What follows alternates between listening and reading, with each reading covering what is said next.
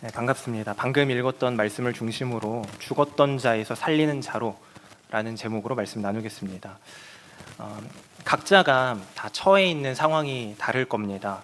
근데 그 상황이라는 게 광풍과도 같을 때도 있을 거예요. 그 광풍을 맞이하고 있는 각자의 어떤 형태, 그런 것도 다 다를 텐데 그 가운데서 어떻게 또 헤쳐나올 수 있을까 하는 각자의 생각도 다 있을 겁니다. 오늘 28장을 읽었는데 앞선 27장을 보면 바울이 탄 배가 광풍을 만나서 부서지는 장면이 나옵니다. 배가 완전히 산산조각 나서 276명의 사람들이 널빤지 같은 거 이제 그 부서진 조각들을 잡고 힘겹게 육지에 도착합니다. 그들이 도착한 곳은 멜리데라고 불리는 작은 섬입니다. 지금은 이탈리아 남부에 있는 몰타 섬이라고 이렇게 불리고 있는 지역인데 거기에 도착합니다. 생각해보면 죽을 뻔한 상황에서 겨우 육지에 이렇게 도착을 한 건데 그게 그들에게는 일종의 최고의 소망이 이루어진 경험이었을 거예요. 난파된 배에서 막 목숨 걸고 헤엄쳐서 도착한 그 땅, 정말 만나고 싶었던 그 땅을 만난 겁니다. 그런데 막상 육지에 닿고 나면 그 소망이라는 건 생각보다 금방 아무것도 아닌 게 됩니다. 그도 그럴 것이 바울이 이제 타고 왔던 그 배가 원래는 금식하는 절기가 지난 이후, 그러니까 겨울을 보내기 더 좋은 곳으로 이동하다가 광풍을 만난 거거든요.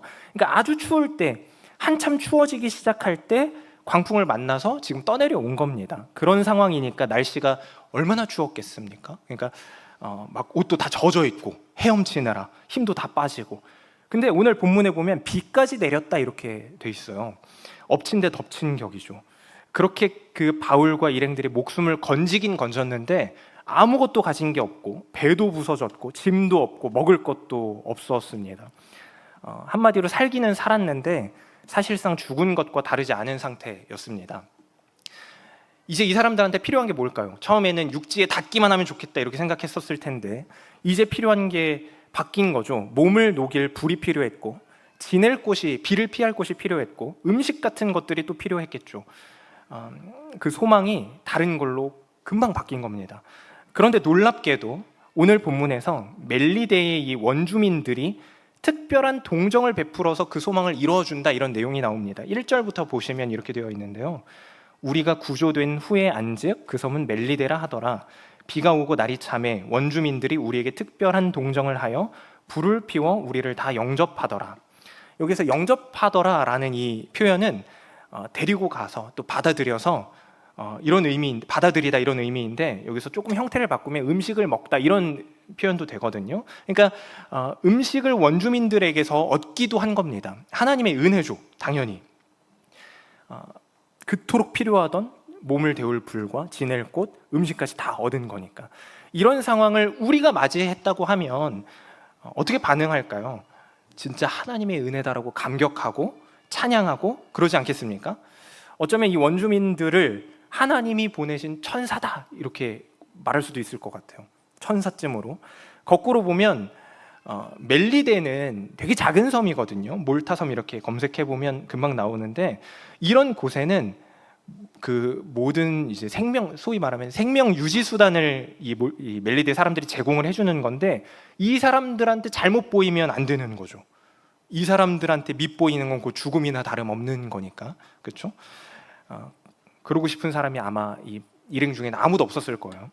배에 있던 사람들에게 있어서 멜리데 사람들은 그렇게 없어서는 안 될 소중한 자들처럼 여겨지게 된 겁니다. 그런데 그렇게 위기를 맞이했지만 어쨌건 한 가닥 한 가닥 일이 잘 풀리고 있던 그 와중에 굉장히 이상한 일이 생깁니다. 그게 바로 3절입니다. 우리 3절을 고개를 이렇게 들고 어깨도 한번 이렇게 돌리고 한 목소리로 한번 읽어볼까요? 굉장히 이상하니까 한번 얼마나 이상한지 한번 한 목소리로 읽어보겠습니다. 시작. 바울이 나무 한 묶음을 거두어 불에 넣으니 뜨거움으로 말미암아 독사가 나와 그 손을 물고 있는지라. 자, 바울이 불을 켜려고, 그러니까 불을 어쨌건 계속 켜놔야 되니까 불을 켜려고 나무 한 묶음을 주워서 불에 넣었는데 그 안에 있던 독사가 깜짝 놀라서 튀어나와서 바울의 손을 확 문 겁니다. 여기에 분명히 독사라고 되어 있거든요. 바울 생각이 아니고 또 이걸 기록한 그 주변에 있던 사람들의 생각이 다 포함된 건데 특별히 원주민들이 봤을 때 분명한 독사였습니다. 뒤에 보면 나오는데요. 어쨌건 분명히 독사가 튀어나와서 바울의 손을 물어버리는 거예요. 너무 이상하지 않아요? 그렇게 죽을 고비를 계속 넘겨서 겨우겨우 그 자리에 왔는데 그냥 아주 일상적인 상황 속에서 독사에 물린 겁니다. 그러자 더 이상한 일, 재밌는 일이 발생하는데 그게 뭐냐면 처음에는 따뜻하게 영접했다, 맞이해줬다라고 말하던 그 멜리데 사람들의 말과 반응이 180도 바뀌는 거예요. 4절에 이렇게 되어 있죠. 원주민들이 이 짐승이 그 손에 매달려 있음을 보고 서로 말하되 진실로 이 사람은 살인한 자로다. 바다에서는 구조를 받았으나 공의가 그를 살지 못하게 함이로다 하더니 독사에 물린 걸 보고 바울을 살인자라고 못 박아 버립니다. 이 시대 사람들이 꼭 기독교인이 아니었더라도 죄라는 게 결국 저주의 형태로 드러난다고 생각했어요. 이 사람들도 다.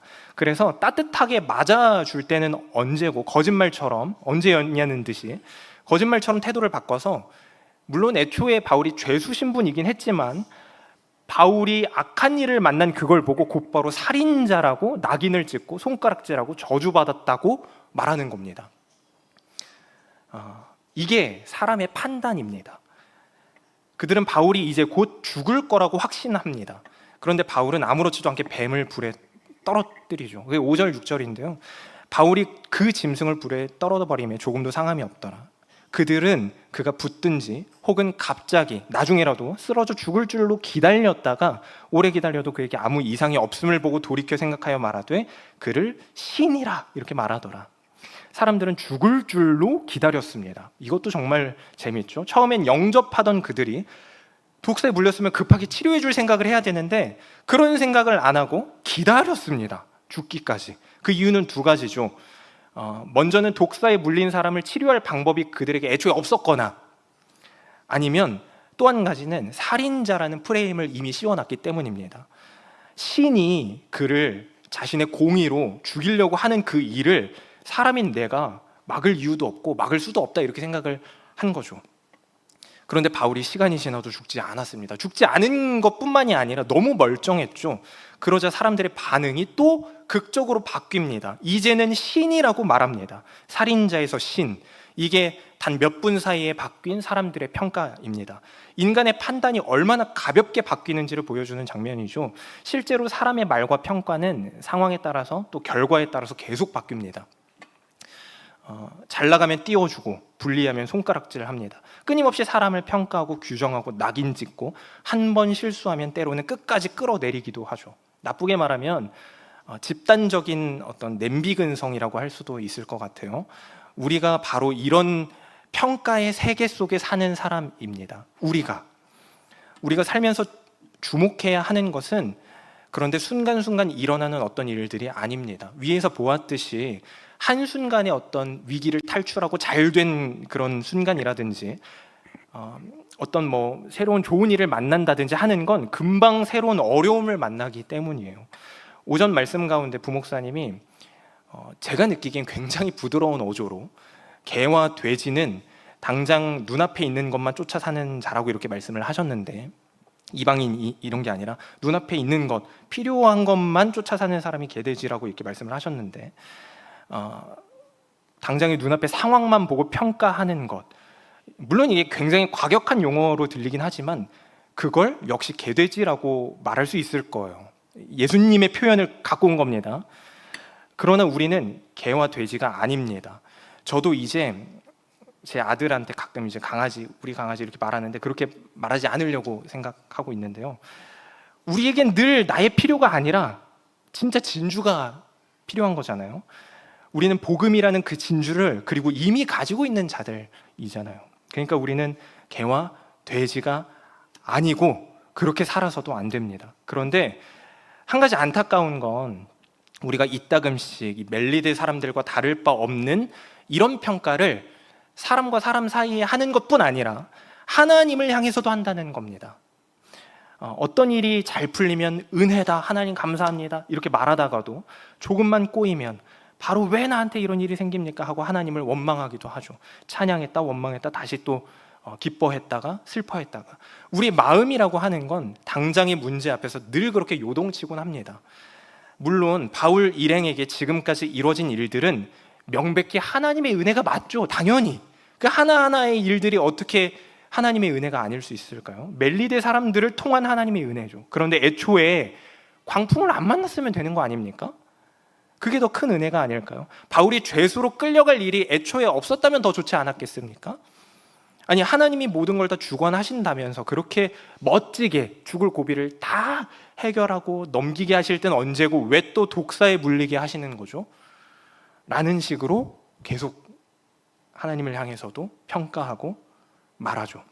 당장의 일들이 해결되는 것만 바라면서, 근데 그걸 전부 은혜의 전부라고 생각하고 말한다면 우리는 또 다른 어려움이 찾아올 때 쉽게 무너지게 될 겁니다. 말을 바꾸게 될 겁니다.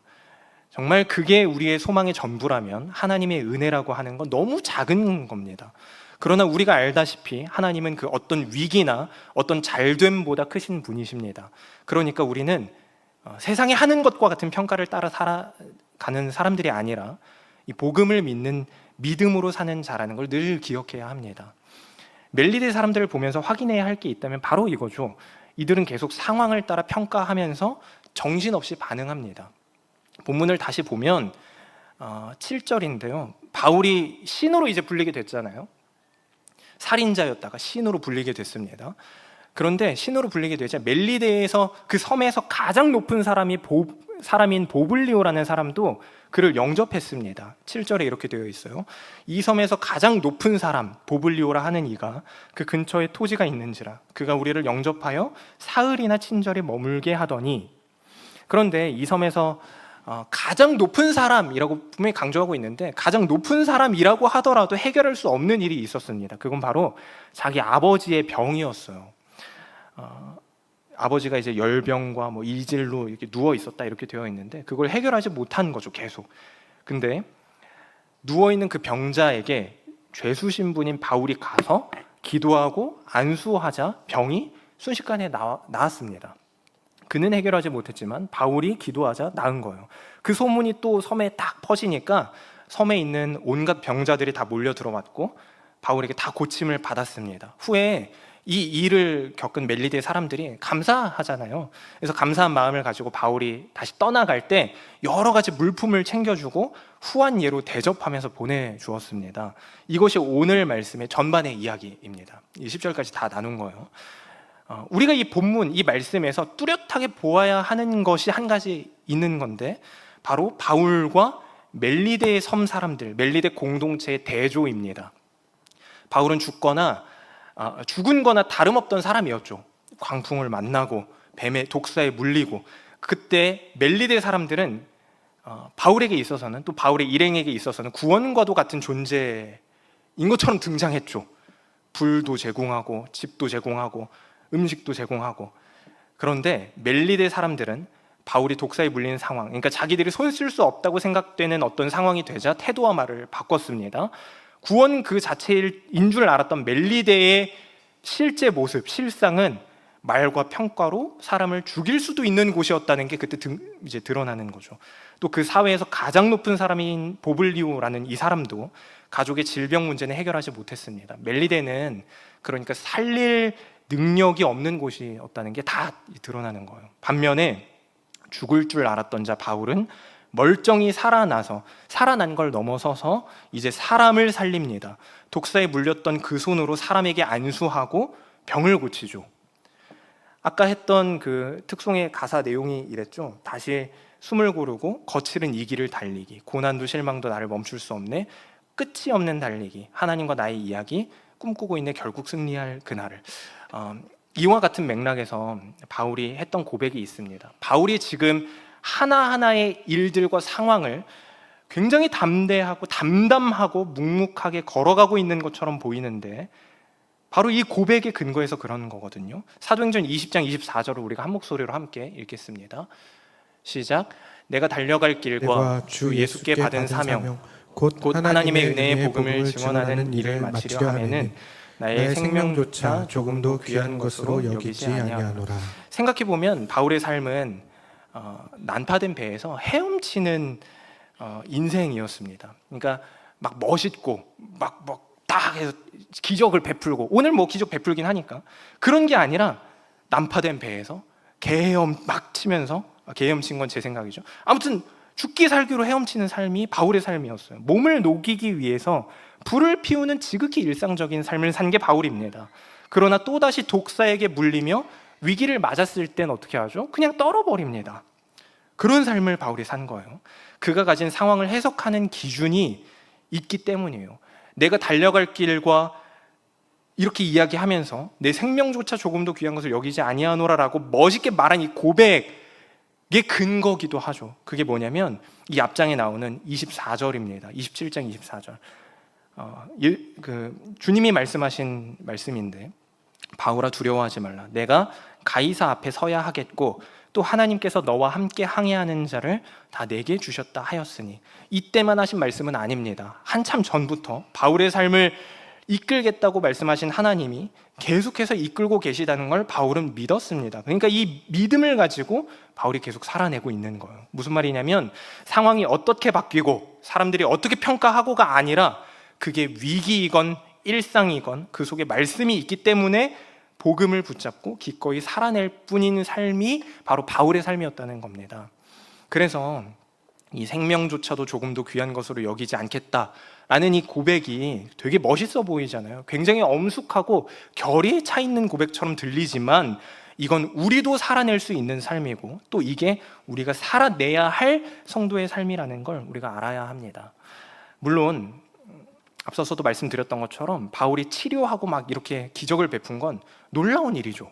놀랍죠. 근데 그건 중요한 건 아닙니다. 바울이 기적을 행한다, 뭐 어쩐다 하는 그 모든 것들도 다 결국엔 하나님이 행하신 것이기 때문입니다. 병이, 그 사람들 입장에서 병이 지금 나왔어도 나중에 또 병 걸릴 거고 또 죽을 거예요. 중요한 건 그 일을 통해 멜리데 사람들이 그리스도를 알고 믿게 되는 것일 뿐입니다. 바울이 보여주는 모습이 우리한테 한편 의미가 있는데, 그 이유가 뭐냐면 기적을 행해서가 아니라 예수 그리스도의 생명을 가진 자의 모델이 되어주기 때문입니다. 지금 바울이 보여주는 이 모습이 그리스도의 생명을 가진 자의 모델이 되어주기 때문에 우리에게 의미가 있는 겁니다. 예수님도 그랬죠. 목수의 아들로 태어나서 고향 땅에서 배척받고 온갖 조롱을 당하다가 저주의 상징인 십자가에 달려 죽으시는 그 과정, 그 모습을 보면서 와, 은혜롭다라고 말한 사람은 당시에 한 명도 없었습니다. 사람들의 눈엔 그저 저주받은 자였고, 예수님이 버림받은 자, 심판받은 자였을 뿐이에요. 제자들마저도 다 도망갔죠, 십자가 달렸을 때. 그런데 그게 전부입니까? 아니죠. 부활을 이루시고 구원을 이루시고 오늘 이 자리에 있는 우리를 살게 하셨습니다. 예수님은 하나님의 아들이셨고 그의 죽음은 사람을 살리는 생명이 되었습니다. 사람들은 그를 십자가 위에서 이제 조롱했는데, 예수님은 그런 조롱 가운데서 죽은 자 가운데서 살아나셨고 더 나아가 부활하셨습니다. 그리고 그 부활의 복음이 오늘도 사람을 살리고 있습니다. 죽을 자 같았던, 아니 죽은 자였던 우리를 살리셨을 뿐 아니라 능력 없고 실력 없는 우리를 통해 다른 이를 살리게 하신다는 그 기적과도 같은 은혜, 그게 우리가 붙들어야 할 복음입니다. 말씀을 정리하겠습니다. 본문의 멜리데 섬, 본문의 멜리데는 세상과 많이 닮아 있습니다. 세상은 늘 자기들이 능력 있고 잘 살게 할 실력이 있다고 말하면서, 그런 방법을 안다고 말하면서 자기들의 방식, 자기들의 능력으로 호의를 베풀기도 하고 도움을 주기도 합니다. 감사한 거죠, 물론. 매도할 생각은 없습니다. 감사한 겁니다. 그마저도 근데 하나님의 은혜로 주어진 거라는 걸 우리는 또 알아야 하죠. 아무튼 감사한 게 맞습니다. 그런데 그들은 더 나가서, 세상은 더 나가서 성공하려면 어떻게 해야 하는지, 돈을 벌기 위해서는 또 어떻게 해야 하는지, 자기들의 세계에서 인정받고 칭찬받고 명성을 얻으려면 어떻게 해야 하는지와 같은 공식을 가르쳐 줍니다. 그걸 우리 인생에도 대입합니다. 만일 자기들이 세운 그 기준에 맞지 않거나 흠이 있다고 생각되는 사람이 있으면 마구 재단하죠. 프레임을 씌우거나 살인자야, 불쌍한 자였던 바울을 불쌍한 자에서 살인자로, 또 살인자에서 급 또 신으로 이렇게 부침개 뒤집듯이 평가하는 것처럼 세상 사람들은 자기가 가진 그 한정된 지식과 정보가 전부인 것처럼 쉽게 말을 바꾸고 떠들면서 우리의 가치, 사람의 가치를 평가하죠. 그런 세계에서 우리도 성공하면, 돈을 많이 벌면 존경받고, 실패하면 외면당합니다. 여기서 피하지는 못하죠. 그리스도인이라도 이런 세상에 사니까 잘 나갈 땐 칭송받다가 흠이 잡히면 정말 심하게 때로는 땅 밑까지 끌려 내려가기도 합니다. 죽을 때까지 막 말하기도 하죠. 그러나 성도 여러분, 세상은 자기들이 살린다고 생각했지만 그 속에는 죽음만 있을 뿐입니다. 멜리데와 같죠. 자기들이 호의를 베풀고 도움을 준다고 생각했던 멜리데는 결국 독사에 물린 바울을 죽을 때까지 기다릴 뿐이었습니다. 보블리오, 가장 높은 자라 할지라도 그저 아버지의 부친의 죽음 앞에서 손쓸 방도가 없었습니다. 반면에 죽었다고 생각했지만 생명이 있었던 바울의 이 모습, 이 대조를 우리는 기억해야 합니다. 우리가 해야 할 일은 그래서 세상에 목숨 거는 게 아닙니다. 이런 세상, 불을 당장 얻는 거, 육지에 닿는 거, 어떤 모습으로건 이런 세상, 그런 한 번의 위기의 탈출은 죽음을 이기지 못합니다. 세상의 빵과 불과 인정과 잠깐의 칭찬을 할 수는 있어도, 설령 신이라고 막 엄청 떠받들여주는 그런 순간이 올지라도 그건 얼마든지 또 금방 독이요 욕으로 바뀔 수도 있는 것들입니다. 그러니 거기에 매여서는 안 됩니다. 우리는 멜리데 섬 사람들이 아닙니다. 우리를 살게 하는 것은 오직 그리스도의 복음입니다. 독사에 물려 죽지 않게 하는, 복음이 있으니까 우리는 독사에 물려도 안 죽을 거야, 이런 정도가 아니라, 고작 그런 정도가 아니라 설령 그때 물려서 정말 죽는다고 해도 상관없는 영원한 생명을 소유한 자가 우리입니다. 우리가 가진 복음은 그런 거예요. 그러므로 세상처럼 멜리드처럼 말해서도 그들의 평가에 따라 이리저리 휘둘려서도 안 됩니다. 중요한 건 세상이 규정한 판단이 아니라 우리를 부르신 분이 하나님이라는 사실 하나입니다. 그렇게 우리는 그리스도가 그러셨던 것처럼 각자의 세상, 각자의 멜리데와 같은 세상, 매번 드리는 말씀이지만 가장 일상적인 그곳, 직장 혹은 가정, 그 어디서든지 십자가의 길을 따라 가야 할 뿐입니다. 남을 죽일 생각도, 또 남의 평가 때문에 내가 죽을 생각도 하는 게 아니라 이미 살아난 자로서 믿음으로 순종하는 삶을 살아내는 모두 되시기 바랍니다.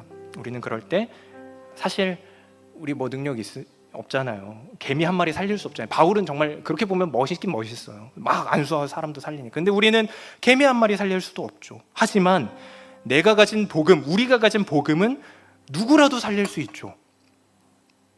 그 사실을 기억하면서 묵묵히 그 일상의 삶을 걸어내는 그 순종의 자리에서 보게 될 거예요. 복음이 어떻게 사람을 살리는지. 내가 살 수 없었던 자리에서 누군가를 살리는 복음의 능력을 그때 보게 될 겁니다. 그렇게 복음으로 살아난 자로, 또 순종하는 삶 속에서 다른 이를 살리는 자로, 이 시대 각자의 멜리데 속에 그 한복판에 굳건히 서게 되는 우리 모두 되시기 바랍니다. 함께 찬양하겠습니다. 모든 상황 속에서 오늘 말씀을 기억하면서 또 가사를 묵상하면서 같이 고백합니다.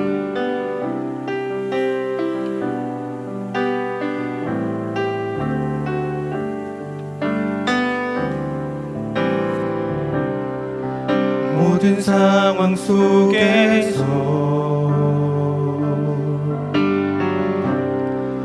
주를 찬양할지라.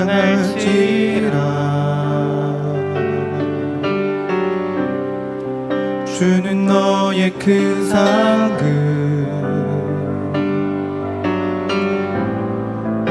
큰 도움이시라.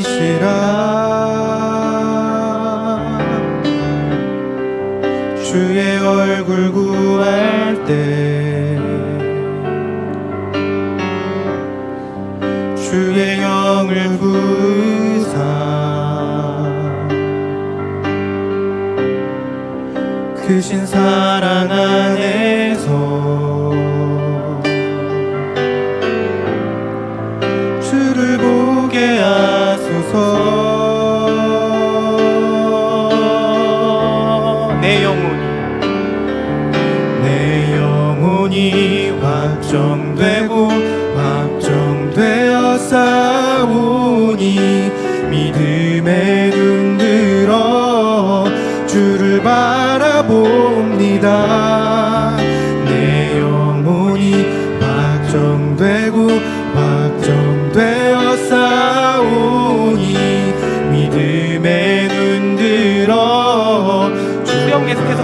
내 영혼이 확정되고 확정되었사오니 내 영혼이 확정되고 확정되었사오니 믿음에 눈들어 주를 바라봅니다. 내 영혼이 확정되고 확정되었사오니 믿음에 눈들어 주를 바라봅니다.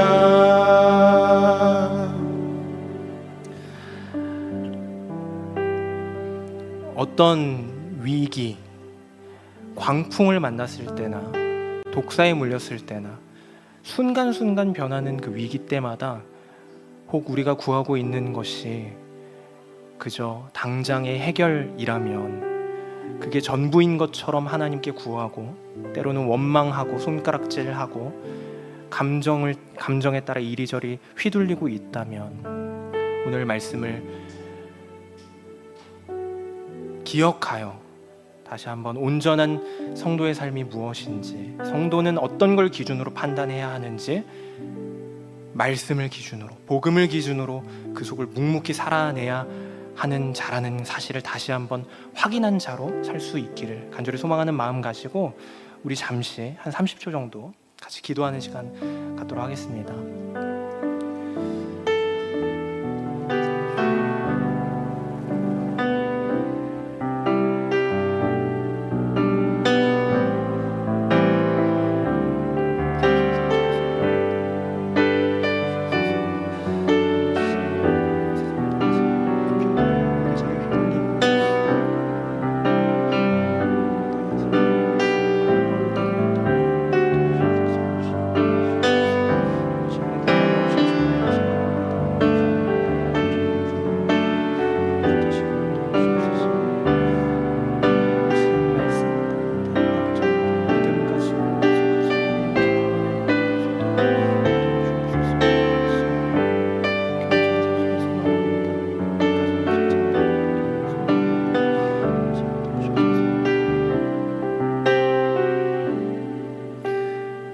살아계신 하나님 감사합니다.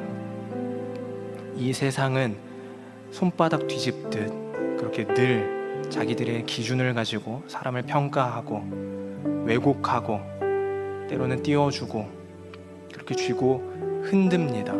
우리도 자주 거기에 흔들립니다. 무너지기도 합니다.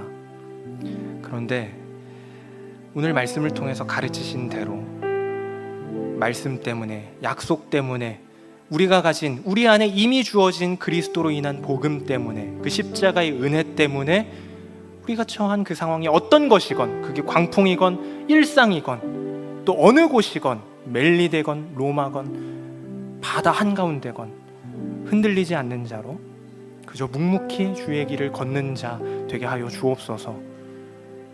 우리에게 믿음을 더하여 주옵소서. 우리는 죽은 자였지만 우리 안에 있는 복음이 얼마나 강력한 생명을 뿜어내는지를 알게 하여 주옵소서. 그 지혜가 우리 가운데 가득하게 주님 하여 주옵소서.